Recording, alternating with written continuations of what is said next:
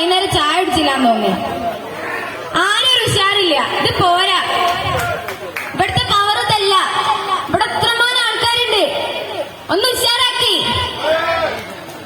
ഞാനും മലയാളം പാട്ടാ പാടുന്നത്. നിങ്ങളൊക്കെ എന്റെ കൂടെ കട്ടക്ക് സപ്പോർട്ട് വെക്കോ? ആദ്യം ഞാൻ രണ്ടുപേര് പാടിത്തരാം.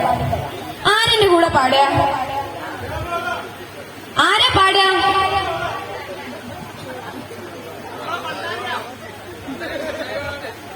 രണ്ടുപേരും ഞാൻ ആദ്യം പാടിത്തരാം.